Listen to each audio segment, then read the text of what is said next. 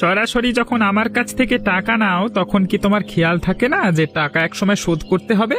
শুধু টাকা খুঁজলেই যত রকমের বাহানা শুরু হয় তোমাদের। হ্যাঁ বাবু, আমি একটা ফসলের জমিতে চাষবাস করে বাজারে সবজি বিক্রি করে সংসার চালাই, কিন্তু বর্ষার মৌসুম যাওয়ার পর থেকে ফসলের আবাদ একদমই হচ্ছে না, তাই টাকা পয়সার একটু সংকটে পড়েছি। চুপ করো, তোমাদের মতো মানুষের সব বাহানা আমার জানা আছে। গত 18 বছর ধরে সুদের ব্যবসা করছি, এসব বাহানা শুনতে শুনতে মাথার এই চুলটা না পাকিয়ে ফেলেছি। হ্যাঁ আমাকে আর মাত্র 1 মাস সময় দিন বাবু, আমি আপনার সুদের সব টাকা শোধ করে দেব। এই একই কথা বলে আজকে 4 মাস হয়ে গেল, আর বেশি সময় আমি তোমাকে দিতে পারবো না। তোমার হাতে আর মাত্র 5 দিন সময় আছে, এর মধ্যে যদি আমার টাকা শোধ করতে না পারো তাহলে তার পরিণাম তোমাকে ভোগ করতে হবে। 5 দিনের মধ্যে এতগুলো টাকা আমি কিভাবে জোগাড় করব বাবু? আপনি এই গ্রামের মোড়ল, আপনি তো আমাদের মতো গরিবদের অবস্থা বোঝেন, আমাকে আরো কটা দিন বাড়িয়ে দিন। আমার মধ্যে অত দয়া মায়া নেই। টাকা নিয়ে জগদীশ শেঠ কখনো আপোষ করে না। 5 দিনের মধ্যে আমার টাকা ফেরত দিতে হবে, ব্যাস। এখন এই অলক্ষণে মুখ নিয়ে দাঁড়িয়ে না থেকে দূর হও আমার সামনে থেকে, যাতে সাহেব।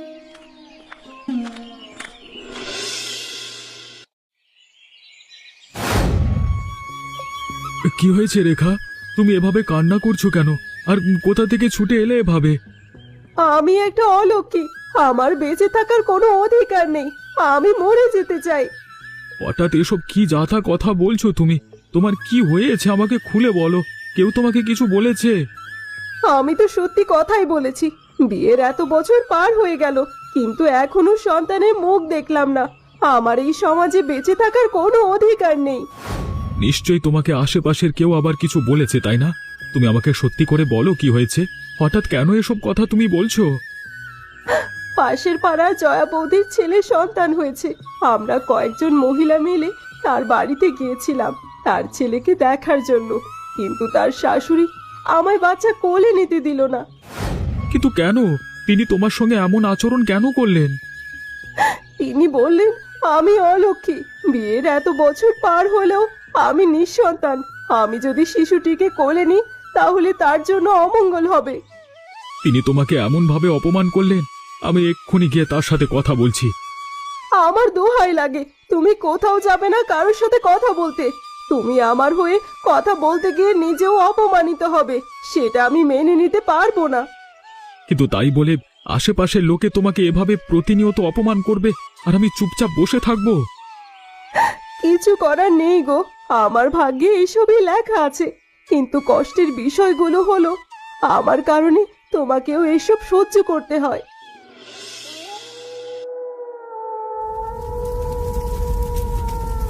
বাঁচাও বাঁচাও, আগুন লেগে গেল আমার বাড়িতে, কে কোথায় আছো তাড়াতাড়ি এসো, আমার বাড়ি জ্বলে ছারখার হয়ে গেল। এই সর্বনাশ! হে ওপরলাই, কি হয়ে গেল? এই কোকিলা কাকিমা, তুমি ভয় পেও না, আমি এক্ষুনি তোমাকে বের করবার ব্যবস্থা করছি। রাম, আমার বাড়ির দরজার সামনে আগুন লেগে গেছে, আমি বের হতে পারছি না, কিছু একটা কর বাবা, নইলে আমি মরে যাব। তুমি ভয় পেও না কাকিমা, আমি আছি, তুমি একটু শান্ত হও, আমি কোনো একটা ব্যবস্থা করছি তোমাকে বের করবার।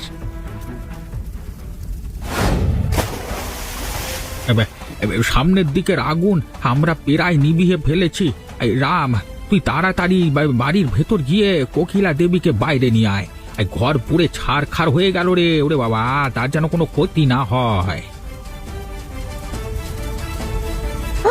আমার শেষ সম্বল ছিল আমার ওই কুঁড়ে ঘরটা, আজ শেষ সম্বল থেকেও আমি বঞ্চিত হলাম। আমি কি এমন পাপ করেছি যার জন্য উপরালা আমাকে এত বড় শাস্তি দিচ্ছে? কাকিমা, তুমি একটু শান্ত হও, আমি জানি এটা তোমার জন্য খুবই কঠিন একটা সময়, কিন্তু নিজেকে সামলানোর চেষ্টা করো, অন্তত তোমার যে কোনো ক্ষতি হয়নি সেটাই সবচেয়ে বড় বিষয়। রাম ঠিক বলছে, সব কিছুর ঊর্ধ্বে হলো আমাদের জীবন। মালামালের ক্ষতি হলেও তুমি বেঁচে গেছো, ও ওপরওয়ালার কাছে কৃতজ্ঞতা জ্ঞাপন করো। লক্ষণ, লক্ষণ, তাড়াতাড়ি এদিকে আয়, তোর সঙ্গে জরুরি কথা আছে আমার। এখন কথা শোনবার সময় নাই, যদি বাবা জানতে পারে আমি মাঠের কাজ ফেলে তোর সঙ্গে বকবক করছি তাহলে জুতোর বাড়ি মারবে। ওরে তোর বাবা তো সবসময় তোকে জুতোর বাড়ি মারে, আজকে না হয় আমার জন্য দুটো জুতোর বাড়ি বেশি খেয়ে নিবি, শিগগির এদিকে আয়। তোর কারণে বাবা কোনদিন আমাকে ঘর থেকেই না বের করে দেয়। তুই এখানে গরু মোষ নিয়ে সময় কাটাচ্ছিস, কালকে রাতে কত বড় কাণ্ড হয়ে গেছে কিছু জানা আছে তোর? কালকে রাতে আবার কি হয়েছে? কোথাও কি কোনো চোর ধরা পড়েছে নাকি? আমায় ডাকলি না কেন? তাহলে আমিও একটু চোর পিটিয়ে মনের সব রাগ ঝেড়ে ফেলতে পারতাম। ধুর, তুই সারা জীবন শুধু চোর আর ডাকাত ধরা নিয়ে পড়ে রইলি, কোনদিন দেখবি তুই নিজে চুরি করতে গিয়ে ধরা পড়ে লোকের মার খাচ্ছিস। আমায় দেখতে যতটা খারাপ মনে হয় আমি আসলে ততটা খারাপ নই। চুরি টুরি এসব আমার কাজ নয়। বাবার পকেট থেকে মাঝে মধ্যে কয়েকশো টাকা চুরি করা অন্য বিষয়, ওটা তো সব ছেলেদের সরকারি অধিকার, তাই না? কালকে রাতে হঠাৎ করেই কোকিলা দেবীর বাড়িতে আগুন ধরে গেছে, এ সাংঘাতিক কাণ্ড। হঠাৎ করে কিভাবে আগুন ধরে যায়? গ্রামের মধ্যে কি কোনো প্রেতাত্মা এসেছে নাকি যে আগুন ধরিয়ে দিয়ে চলে গেল? আজকাল গ্রামের মধ্যে এসব নিত্য নতুন ব্যাপার, খুবই কষ্ট লাগলো কোকিলা কাকিমার জন্য। চল চল গিয়ে চা খেয়ে আসি। হ্যাঁ, বুঝতে পেরেছি তোর কত কষ্ট হচ্ছে, মনের দুঃখে চা খেতে যেতে চাইছিস। আরে দূর দূর, চল চল। তুমি আমার বাড়িতে কি করছো? তোমার সাহস কি করে হলো এ বাড়ির চৌকাঠ পার করবার? আমি জানি আমার ওপরে আপনি রেগে আছেন। আমি অনেক চেষ্টা করার পরেও আপনার টাকা সঠিক সময়ে পরিশোধ করতে পারিনি। এতদিন কেটে যাবার পরও তুমি আমার টাকা শোধ করোনি। আমার উপহার তোমার কেমন লাগলো? ঠিক কি বলছেন আমি বুঝতে পারছি না বাবু। আরে বোকা মহিলা কোথাকা, কিছুদিন আগে তোমার সঙ্গে যে ঘটনা ঘটেছে সেসব কিছু বাবুই ঘটিয়েছে। হ্যাঁ হ্যাঁ হ্যাঁ হ্যাঁ হ্যাঁ। এইসব আপনি করেছেন বাবু? আর আমি বোকার মতো আপনার কাছে সাহায্য চাইতে এসেছিলাম। যারা আমার টাকা পয়সা সময় মতো পরিশোধ করতে ব্যর্থ হয় তাদের পরিণাম এটাই হয়। আপনি একটা জঘন্য লোক, আমি গ্রামের সবাইকে বলে দেব আপনার এই কথা। গ্রামের কাউকে বলা তো দূর, যদি এ ব্যাপারে কেউ টেরও পায় তাহলে সেদিন তোমার পৃথিবীতে শেষ দিন হবে কোকিলা দেবী। এই প্রচন্ড ঝড় বৃষ্টির মধ্যে তুমি গাছের নিচে দাঁড়িয়ে কি করছো কাকিমা? তুই আমাকে এই প্রশ্ন করছিস বাবা? আর কি করব বল, আমার তো আর যাওয়ার কোনো জায়গা নেই। এখন তো রাস্তাঘাটে আমার থাকার জায়গা। এভাবে করে কেন বলছো কাকিমা? আমি তো তোমার নিজের ছেলের মতো, আমি যতদিন বেঁচে আছি তোমার এভাবে করে ভাববার কোনো কারণ নেই। তুমি চলো আমার সঙ্গে আমার বাড়িতে চলো। তুই আমাকে এই কথাটা বলেছিস তাতেই আমি খুব খুশি হয়েছি, কিন্তু আমি তোর সঙ্গে গিয়ে তোকে একটা উটকো ঝামেলা দিতে চাই না। তুমি আমার সঙ্গে থাকলে আমার কোনো ঝামেলা হবে না কাকিমা। আর কতদিন এভাবে পথে পথে ঘুরবে? তুমি আমার সঙ্গে আমার বাড়িতে চলো, আমি তোমার দেখাশোনা করব। কিন্তু তখন আবার সমাজের লোকে বলবে আমি তোর সরলতার সুযোগ নিয়ে তোর বাড়িতে গিয়ে উঠেছি। প্রশংসার একটা অতিরিক্ত ঝামেলা হয়ে যুক্ত হবে। লোকের কথায় কখনো কয়লা শোনা হয় না কাকিমা। কে কি বললো তাতে আমার কোনো কিচ্ছু যায় আসে না। তুমি তো জানো আমার মা নেই, যদি তুমি আমার বাড়িতে আমার সঙ্গে থাকো তাহলে আমার মায়ের অভাবটাও পূরণ হয়ে যাবে। মানুষের জীবনের সবকিছু কতটা অনিশ্চিত ভেবে দেখ। এতদিন আমার মাথার উপর একটা ছাদ ছিল, অথচ এক রাতের ব্যবধানে আমার জীবন কতটা এলোমেলো হয়ে গেল। আমার তো মনে হচ্ছে এসবের পেছনে কারো হাত আছে কাকিমা। আমরা যদি একটু ভালোভাবে বিষয়টা ঘেঁটে দেখি তাহলে হয়তো কোনো রহস্য বের হবে। সত্যটা যদি আমি তোকে বলতে পারতাম, লোকে যাকে দেবতা মনে করে তার আসল রূপ যদি আমি সকলকে দেখাতে পারতাম।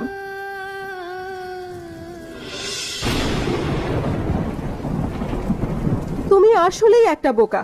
অনাথ আশ্রম থেকে শিশু দত্তক নিলে কি আমাদের সব সমস্যার সমাধান হয়ে যাবে? নিজের সন্তান আর দত্তক নেওয়া সন্তানের মধ্যে আকাশ পাতাল পার্থক্য আছে। আমিও জানি, কিন্তু এখন তো আমাদের নিজের সন্তান নেই। তুমি কি চাও সারা জীবন এভাবেই একাকিত্বকে জড়িয়ে ধরে বেঁচে থাকতে? না, আমি সেটা চাই না। আমারও ইচ্ছে হয় কেউ আমাকে মা বলে ডাকুক। আমারও ইচ্ছে হয় আমার ঘরেও শিশুর কোলাহলের শব্দ শোনা যাক। কিন্তু তোমার মনে হয় না যদি কোথাও থেকে দত্তক নিয়ে আনো তাহলে আমাদের সমাজের সবাই আমাদেরকে তুচ্ছ করবে? সমাজের লোকে কি বলল সেগুলো নিয়ে কেন চিন্তা করছো তুমি রেখা? যদি আমরা নিজেদের সুখের কথা ভাবতে চাই তাহলে আমাদের সমাজের চিন্তা করলে চলবে না। কিন্তু যদি অনাথ আশ্রম থেকে কোনো শিশুকে দত্তক নিয়ে আসো, তাহলে কাল যখন লোকে ওকে বলবে ও আমাদের আসল সন্তান নয়, তখন ওর মনে সেটা কিরকম ছাপ ফেলবে তুমি বুঝতে পারছো? এখন থেকে যদি তুমি এত কিছু ভেবে ফেলো তাহলে কিভাবে হবে রেখা? আজকে এত বছর হয়ে গেছে, আমাদের এখন একটা সন্তান নেই। আমি চাই কেউ আমাদের বাবা মা বলে ডাকুক, দিন শেষে আমাদের এই একাকিত্ব দূর হয়ে যাক। সেটা শুধু তোমার নয়, আমারও ইচ্ছে। আচ্ছা বেশ, সারা জীবন তো সমাজের কথা অনেক চিন্তা করলাম, এবার না হয় আমাদের নিজের সুখের কথাই একটু ভাবি। আমি তোমার সিদ্ধান্তের সঙ্গে একমত। আমি জানতাম তুমি না করতে পারবে না।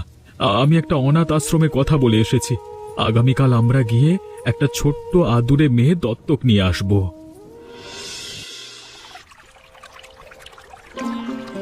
আজকাল এ গ্রামে মানুষের টিকে থাকার খুবই কঠিন হয়ে পড়েছে। আগে এমন দুর্দশা ছিল না, জানি না হঠাৎ করে কি হলো। একই কথা আমারও মনে ঘুরছিল। আপনি দেখেছেন আজকে কদিন ধরে চুরি ডাকাতি কি পরিমাণ বেড়ে গেছে, আর রাতের অন্ধকারে লোকের বাড়ি ঘর চলে যাওয়া এসব মানে নিত্যদিনের কাজ হয়ে দাঁড়িয়েছে। সত্যি বলতে, তুমি যদি আমাকে জিজ্ঞেস করো তাহলে আমার মনে হয় এসবের পেছনে এই গ্রামের ওই নতুন মোড়লের কোথাও না কোথাও হাত আছে। কারণ যখন থেকে সে ক্ষমতায় এসেছে তখন থেকেই এসব কাণ্ড দেখে আসছি। আপনার কি মনে হয় যদি এসবের সঙ্গে তার হাত থেকেও থাকে তাহলে গ্রামের মানুষ কখনো সাহস করবে তার বিরুদ্ধে প্রতিবাদ করবার? আমি জানি না, কিন্তু প্রতিবাদ তো করা উচিত। যদি কোনো অন্যায়ের হদিশ পেয়ে থাকি তাহলে অবশ্যই আমাদের দায়িত্ব হবে হাতে হাত রেখে একসঙ্গে তার বিরুদ্ধে রুখে দাঁড়ানো। আপনার কি মনে হয় যদি এসবের সঙ্গে তার হাত থেকেও থাকে তাহলে গ্রামের মানুষ কখনো সাহস করবে তার বিরুদ্ধে প্রতিবাদ করবার? আমি জানি না, কিন্তু প্রতিবাদ তো করা উচিত। যদি কোনো অন্যায়ের হদিশ পেয়ে থাকি তাহলে অবশ্যই আমাদের দায়িত্ব হবে হাতে হাত রেখে একসঙ্গে তার বিরুদ্ধে রুখে দাঁড়ানো। কথাটা আপনি ঠিকই বলেছেন, কিন্তু তার বিরুদ্ধে রুখে দাঁড়ানোর জন্য মানে তার কোনো একটা প্রমাণ পেতে হবে আমাদের। প্রমাণ ছাড়া আমরা কিভাবে তাকে গিয়ে ধরবো? ওপরওয়ালার যেদিন ইচ্ছে হবে সেদিন প্রমাণ নিজে থেকেই আমাদের চোখের সামনে এসে ধরা দেবে। আমার মতে মোড়ল হিসেবে অমরদীপ বাবুই ভালো ছিলেন। একদম হক কথা।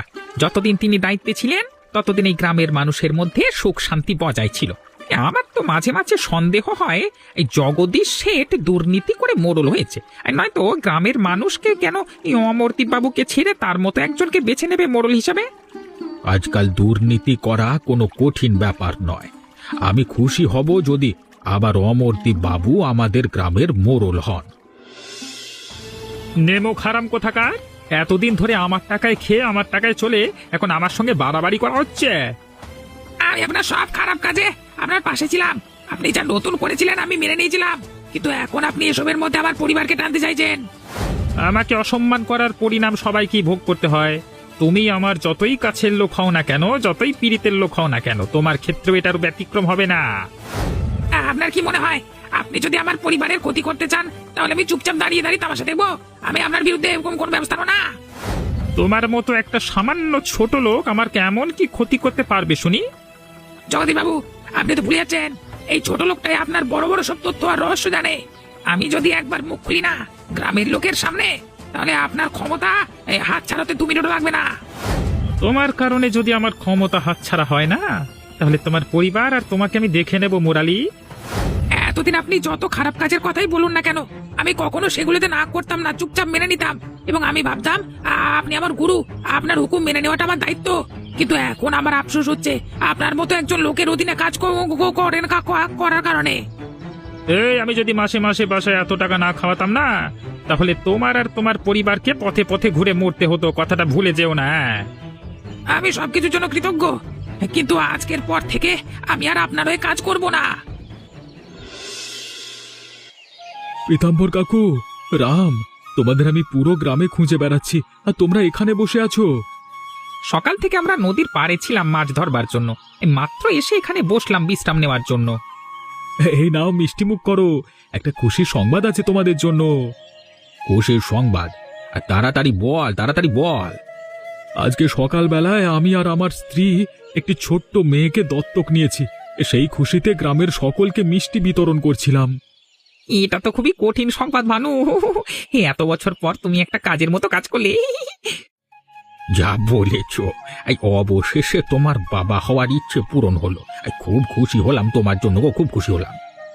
আমিও খুব খুশি, কিন্তু আমার স্ত্রী রেখা ভয় পাচ্ছে সমাজের কথা চিন্তা করে।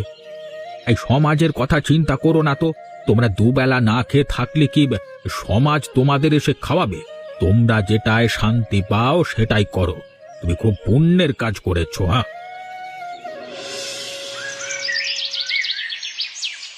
হ্যাঁ, আজকে তোমার কারণে প্রাণে বেঁচে গেলাম, না হলে এতক্ষণ হয় তোমাকে মারতে মারতে মেরেই ফেলতো। যারা তোমাকে মারছিল তাদের তুমি চেনো? তোমাকে এত বাজেভাবে মারধর করছিল কেন তারা? ওদের কারোর চেহারাই আমার চেনা নেই, কিন্তু কার কথা ওরা আমাকে এইভাবে মেরেছে, কার কথায় সেটা আমি খুব ভালোভাবে বুঝতে পারছি। যদি তোমার বলতে আপত্তি না থাকে তাহলে তুমি আমার সঙ্গে বলতে পারো কে করেছে, সবার কেনই বা করেছে? এসব কিছু করেছে জগদীশ বাবু, তিনি ছাড়া আর কেউ এমন কাজ করতে পারে না। কিন্তু তুমি তো জগদীশ বাবুর খুব কাছের লোক, তোমার সঙ্গে তিনি কেন এমনটা করবেন? আমি তার কাছের লোক ছিলাম, কিন্তু এখন নেই। আসবে কয়েকদিন, অনেকদিন হয়ে গেছে তো। আমি তার তার তার মানে কথা মতো কাজ করছি না, তার পায়ে পড়ছি না। ঠিক সেই কারণেই তিনি বিভিন্নভাবে আমার এবং আমার পরিবারের ক্ষতি করবার জন্য উঠে পড়ে লেগেছেন। তুমি তো জগদীশ বাবুর অনেক বড় ভক্ত ছিলে, কিন্তু হঠাৎ এমন কি হলো যে তুমি তার হয়ে কাজ করা বন্ধ করে দিয়েছো? পুরো কাহিনী যদি বলতে চাই তাহলে আজকে সারাদিন লেগে যাবে। শুধু এটুকুই বলবো, গ্রামের মানুষের জীবনের যে দুর্দশা শুরু হয়েছে সেসবের জন্য শুধুমাত্র জগদীশ বাবু দায়ী। আর তিনি যদি ক্ষমতায় থাকেন ভবিষ্যতেই পুরো গ্রাম ছারখার হয়ে যাবে। তাহলে তো আমাদের সব গ্রামবাসীদের ঐক্যবদ্ধ হয়ে এই জগদীশ বাবুর অন্যায়ের বিরুদ্ধে ব্যবস্থা নেওয়া উচিত। আমি ভেবেছিলাম সবকিছু নিজের মধ্যে রাখবো, কিন্তু এখন যেহেতু মামলা আমার জীবন আর পরিবারের মধ্যে চলে এসেছে, আমি আমি আমি আমি চুপ থাকতে পারবো না। তুমি ভয় পেও না মুরালি, তুমি যদি সত্যের পথ বেছে নাও তবে আমরা সব গ্রামবাসীরা তোমার সঙ্গ দেব, কোনো ভয় পেও না। আমার তো বহুকাল আগে থেকেই সন্দেহ হচ্ছিল এই নতুন মোড়লের উপর। যখন থেকে তিনি ক্ষমতায় বসেছে তখন থেকে এসব অরাজকতার শুরু হয়েছে পুরো গ্রাম জুড়ে।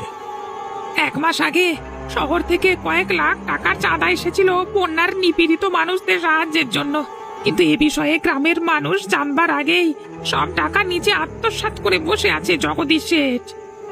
মানুষ কতটা নিষ্ঠুরতার পর্যায়ে গেলে তার মানে অন্য মানুষের অধিকার মেরে খেতে পারে, অথচ প্রত্যেকবার নির্বাচনে তিনি আমাদের প্রতিজ্ঞা করেন সব সময় গরিবের আর নিপীড়িত মানুষদের পাশে দাঁড়ানোর।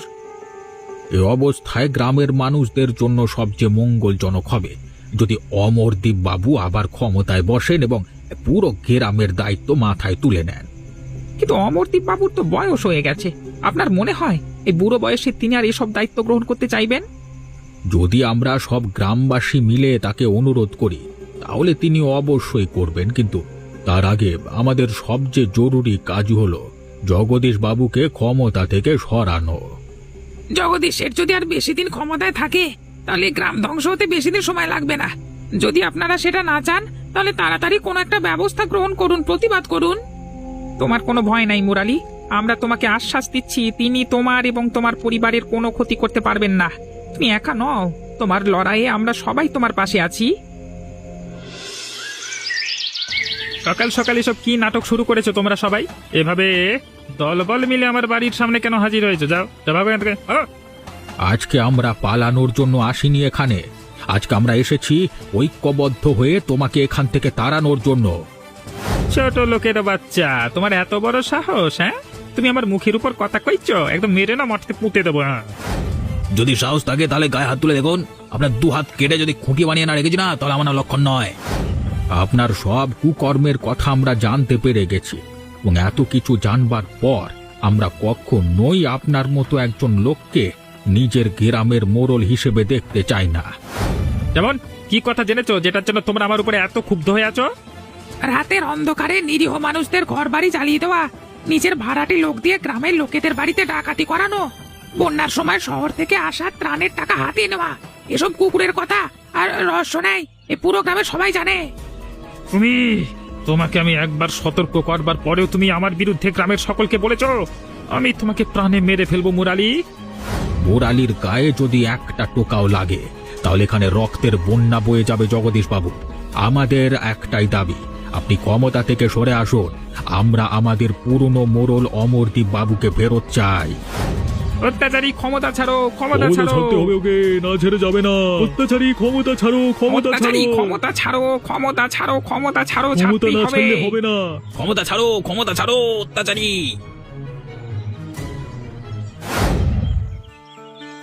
আজকে সকালবেলায় খবর পেলাম আপনাদেরকে আমি মানে আমাদেরকে আপনি ডেকে পাঠিয়েছেন। এই খবর শুনতে আমি ছুটে এলাম আপনার সঙ্গে দেখা করবার জন্য। কোনো বিশেষ দরকার আমাকে? তোমার প্রশংসা আমি সর্বত্র শুনেছি, আর আমি এটাও খুব ভালোভাবে জানি গ্রাম থেকে অত্যাচারী মোড়লকে তাড়ানোর জন্য তুমি সকলকে সবার আগে অনুপ্রাণিত করেছো। না, আমার পূর্বপুরুষেরা এ গ্রামে মানুষ হয়েছে। আমারও ছোটবেলা থেকে পুরো জীবন কেটেছে এ গ্রামে। আর সেই গ্রামে কোনো অন্যায় হলে সেটার বিরুদ্ধে প্রতিবাদ করে তোলাটা আমার দায়িত্ব।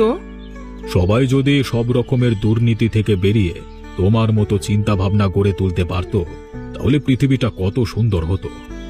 ভালো খারাপ তো মিলিয়েই পৃথিবী বাবু। আমার সব সময় ইচ্ছে ছিল আপনি যেন আমাদের গ্রামের মোড়ল হিসেবে সারা জীবন থাকেন। আপনি এই গ্রামের দায়িত্বে আছেন, গ্রামের সব মানুষ স্বস্তির নিঃশ্বাস ফেলছে। আমার বয়স হয়ে যাওয়ার কারণে আমি ক্ষমতা ছেড়ে দিয়েছিলাম, কিন্তু তোমরা আবার আমাকে দায়িত্ব দিয়েছো। যেটা মানুষের জীবনযাপন সহজ সুন্দর করা যায় গো, সেই উদাহরণটা তোমরা দিয়েছো। গ্রামের সব মানুষের আপনার উপর আস্থা আছে, আর আপনি সেই আস্থা মান রাখবেন বলে আমাদের বিশ্বাস। তুমি একজন সৎ মানুষ, আর যেভাবে তুমি গ্রামের সকলের মধ্যে সতর্কতার প্রতিবাদ করে তুলেছ, সেটার জন্য তুমি একটি পুরস্কারের দাবিদার। এটা একটা বিচিত্র নৌকা। এই নৌকা পরিচালনা করবার জন্য কোনো মাঝির দরকার হয় না। তুমি নিজের মুখে নৌকাকে যেদিকে যেতে বলবে, এই নৌকা তোমাকে সেদিকেই নিয়ে যাবে। আজকে থেকে নৌকা তোমার। এখন থেকে তুমি এই নৌকায় চড়ি মাছ বেচা কেনা করতে পারবে। তোমার নৌকাটা কিন্তু বাকি সবার থেকে একদমই আলাদা রামদাদা। এত রং বেরঙের নৌকা আমি আগে কখনো দেখিনি। উপহারের জিনিস বলে কথা। তাছাড়া এই গ্রামে কারো কাছে অন্য কাউকে দেখেছি যে নৌকা চালাতে দরকার হয় না। এই জন্যই তো এটা বিচিত্র নৌকা। এই বিচিত্র নৌকায় চাপবার সৌভাগ্য কি আমাদের কখনো হবে? এটা আবার জিজ্ঞেস করবার কি আছে বলতো? এটা শুধু আমার নৌকা নয়, এটা সবার নৌকা। তোদের যখন ইচ্ছে হয় তখন চলে আসিস, উঠে পড়িস। বলছি রামদাদা, এবার তুমি না হয় বিয়েটা সেরেই নাও। এরপরে তোমার বউকে সঙ্গে নিয়ে তোমার বিচিত্র নৌকায় পুরো নদী ঘুরে বেড়াবে। আগে তো কখনো বিয়ের কথা চিন্তা করতাম না। ভাবতাম সামান্য মাছ বেচার কটা টাকাই বা রোজগার করি, এই অবস্থায় বিয়ে করা যাবে না। কিন্তু এখন অবস্থা কিছুটা পরিবর্তন হয়েছে, আমিও ভাবছি বিয়ে করেই ফেলবো। তাহলে তো আমাদের সকলে রামদাদার জন্য বিচিত্র নৌকার মতো বড় একটা মানে বিচিত্র বউ খুঁজতে হয়। যখন থেকে অমরদীপ বাবু গ্রামের মোড়ল হিসেবে আবার ফেরত এসেছেন, তখন থেকে আবার গ্রামের সকলেরই জীবন পরিবর্তন হয়ে গেছে। আর জগদীশ শেঠকে ক্ষমতা থেকে সরিয়ে এটা প্রমাণ করে দিয়েছি যে অন্যায়কারী যতই শক্তিশালী হোক না কেন, সত্যের কাছে পরাজিত হতে হয়। একদম ঠিক বলেছ। এখন থেকে আমাদের জীবনের লক্ষ্য হবে নিজেদের জীবন সুন্দরভাবে গুছিয়ে নিয়ে সব সময় গ্রামের যে কোনো বিপদে ঐক্যবদ্ধ হয়ে থাকা।